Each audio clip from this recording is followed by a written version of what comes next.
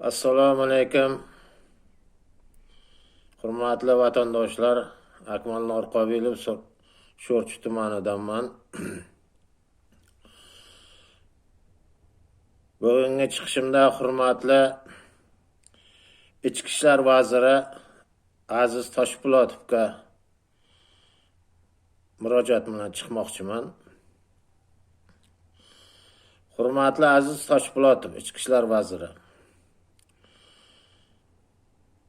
80-yillarda otam rahmatli Normat Choriyev Norqobilov Termiz rayonida rahbar bo'lib ishlagan yillarida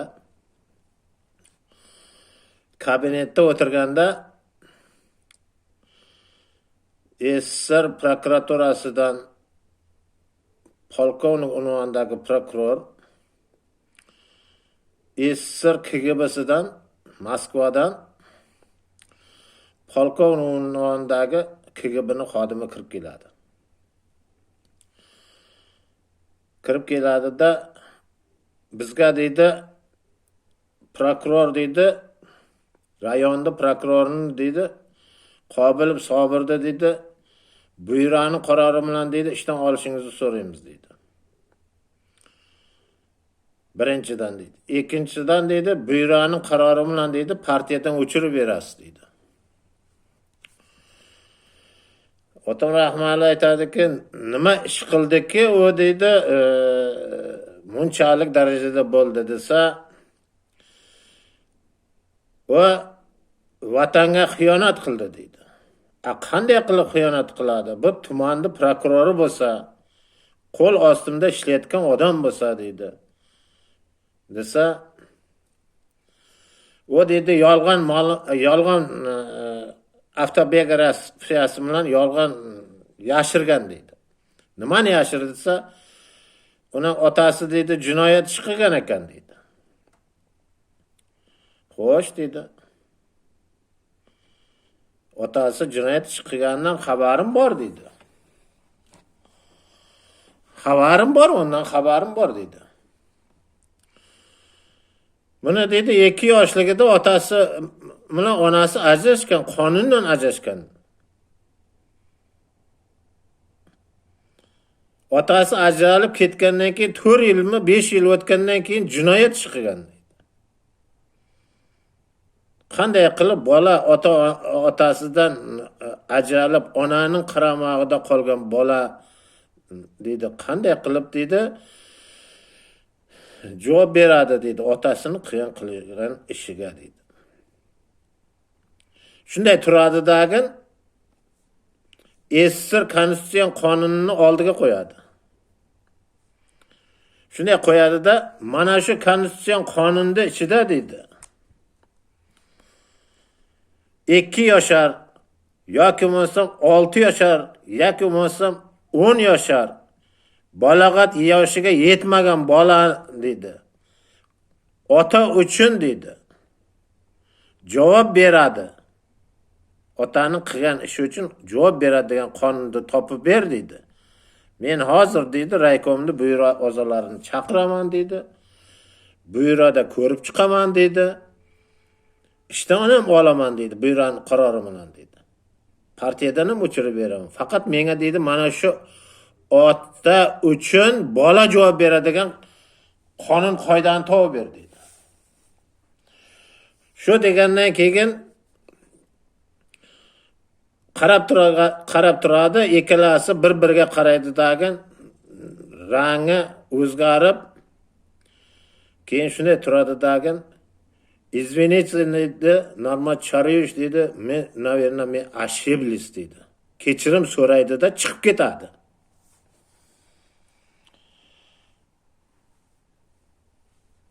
Kadrda onasi, mutaxassisda onasi tarbiyalagan.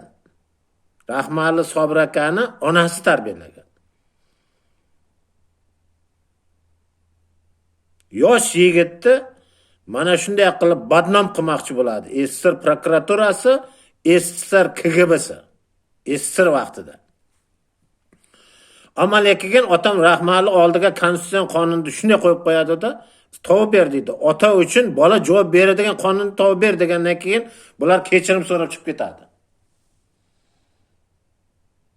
Men ошиблись deydi. Kechirim so'rab chiqib ketadi. Bu gapni rahmatli otam rahmatli oxiri 87-yil больницada yotganda olib yotganimda menga gapirib bergan edi. Ana endi Akmal Norqobil nimaga uchun bu gapni gapiryapti deb Ichki ishlar vaziri Aziz Toshpo'latov. Nimaga uchun men bu gapni gapiryapman? Siz vazirsiz. Siz hozir vazirsiz. Sizda o'zingizda mehnatingizda, o'zingizning hayotingizda o'zingiz bilasiz qanday bosqichlardan o'tib kelganingizni o'zingiz bilasiz, o'zingizning ichingizdagi biladi. Mana shu mehnatingizning evaziga prezident sizga ishonib ichki ishlar vaziri qilib qo'ydi. Har qanday odam ham ichki ishlar vaziri bo'la olmaydi. Prezidentning nazariga tushgansiz, shu vazifani prezident ishonib sizga topshirib qo'ydi. Shu tuzilmani tartibga keltirib bergan deb.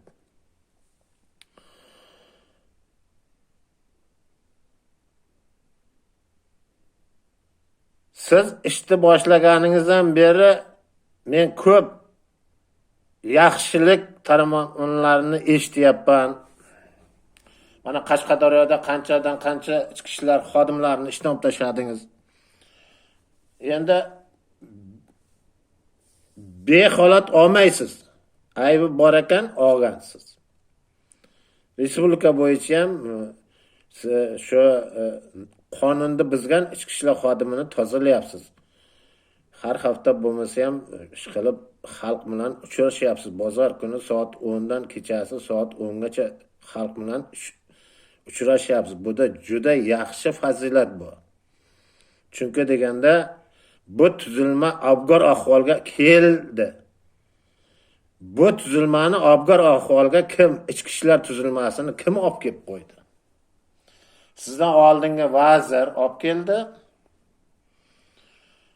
Prokuratura organidan chiqqan odam edi. O'zbekistonda prokurorga o'zi ishonch yo'q. Umuman prokurorga hozir bosh prokuror Ne'matilla Yo'ldashevga ham ishonch yo'q. Chunki Putinning do'stlik ordenini olgan odamdan qonun ustuvorligi ta'minlab berish O'zbekistonda juda qiyin masala. Gap unda ketayotgan yo'q.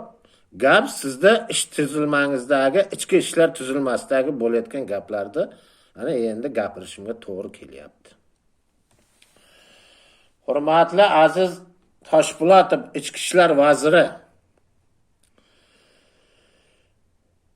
sizda tuzilmangizda hokimlar, prokurorlar DX degan tashkilot qip-qizil yugurdak qilyapti.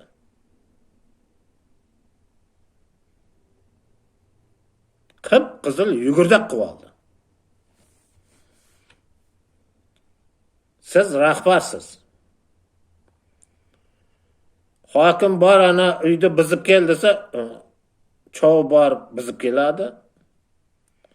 Hokim bor fermerda olib kelgan desa, fermerda kechasi bilan uydan toshib olib ketadi.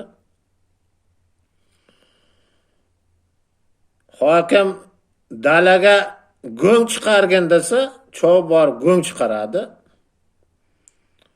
Hokim odam yig'ishtirib olib kelib ko'chani tozalatsa, ko'chani tozalatadi. Tozalash. Hokim nima buyursa, chopib borib, prokuror buyursa, DX buyursa, chopadigan bo'lib qolibdi bular. DX hujjat tayyorlagan bir insonni ustidan desa, Akmal Norqobilovning ustidan desa, sizda tuzilmangizdagi terrorizmga qarshi bo'linmangiz darrov Akmal Norqobilovning ustidan hujjat tayyorlaydi. Mana shunday qilib prokuror chop desa chopadi, prokurorda chopadigan qilib tashadi. To'xta deb birorta tumanda ichki ishlar bo'limi boshlig'i yoki viloyat bosqichidagi boshqarma boshlig'i ham qaror chiqarib ber, bir qog'oz ber deyolmaydi. Qog'oz bergin, keyin meni xodimlarim boradi deyolmaydi. Nimaga uchun? Chunki himoyachi yo'q. Toshpo'lat Azizov, Ichki ishlar vaziri, sizdan 1000 marta emas, million marta iltimos qilib so'rayman. Birinchidan, ichki ishlar tuzilmasida halol mehnat qilib ishlayotgan, shu formani hurmat qiladigan adolat pesha xodimlaringizni himoya qiling. Ikkinchidan, xodimlaringizga nisbatan qonunni buzsa, adolatga nisbatan, ichki ishlar tuzilmasi to'g'risidagi qonunga nisbatan, davlat qonunlariga nisbatan ish qiladigan bo'lsa, qattiq chora ko'ring.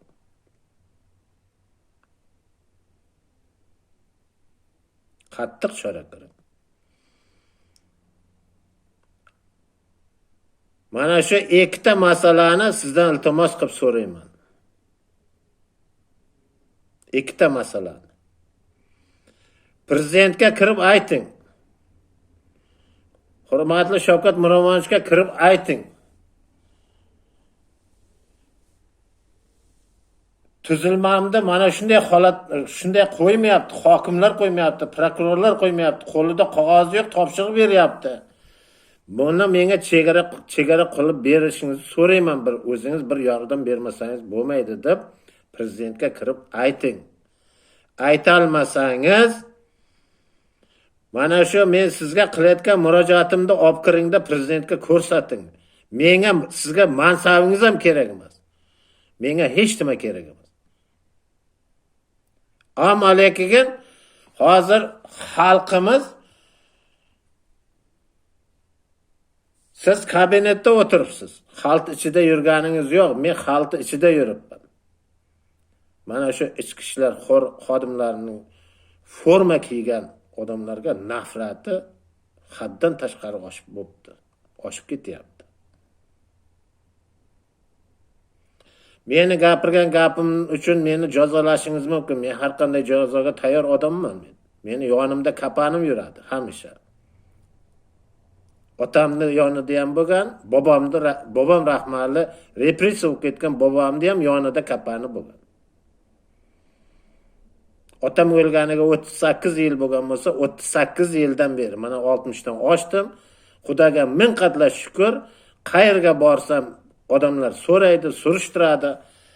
Men shu Norqobilovlar avlodidanman desam, deb odamlar hurmat, izzat qiladi. Men ham ularni hurmat qilaman, izzat qilaman. Hurmatli Tashqi ishlar vaziri Aziz Toshpo'latov. Xodimlaringizni himoya qiling. Xodimlaringizga nisbatan qattiqroq bo'ling. Meni gapiradigan gapim shu. Amalekiga bir xat bilan chiqaman sizga. Hala terrorizm bo'limida agarlarni ustidan shikoyat bilan chiqaman. Va albatta chiqaman. Bu shikoyatim tayyorlayin. Albatta sizga yuboraman. Amaliyaga tuzilmani tartibga keltiradigan yagona yo'li shu deb o'ylayman. Prezidentga gapirolmasangiz, meni gapirgan gapimda prezidentga olib kiring, kirgizing. Chunki sizda vakolat har kuni bor.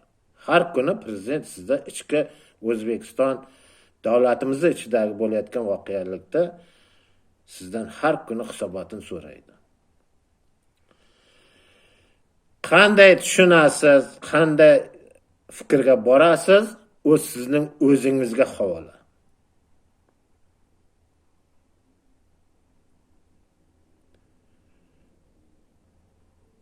E'tiboringiz uchun rahmat, hurmatli vatandoshlar, hurmatli Aziz Toshpo'latov, Ichki ishlar vaziri.